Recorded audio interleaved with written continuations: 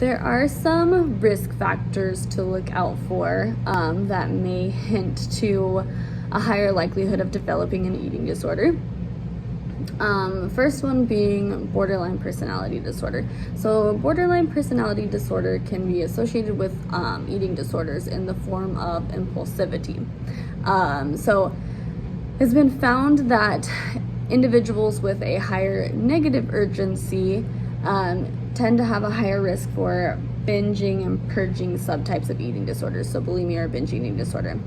Negative urgency is the impulse need to get rid of a negative feeling. So people who are experiencing something uncomfortable for them, something painful, any negative feeling, they have a high drive to be rid of that negative feeling. So they're going to do whatever it takes to get rid of the negative state that they're in.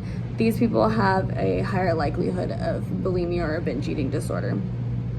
There are some genetic factors that can lead to higher risk for eating disorder. Also, people with ADHD have a higher risk of binge eating disorder or bulimia.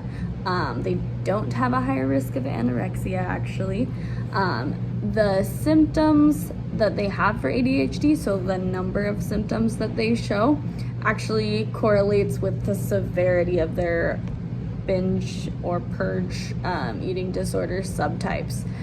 So if they have more symptoms of ADHD, they're likely to have worse bulimia or binge eating disorder and have a tougher time recovering from these disorders.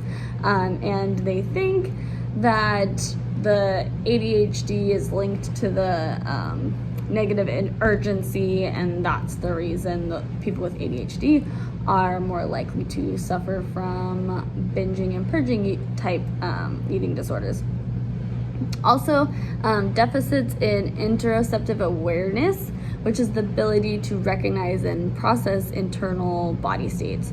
So people who aren't as aware of like what's physically going on in their body, people who can't like understand their bodies as well, are more likely to suffer from eating disorders.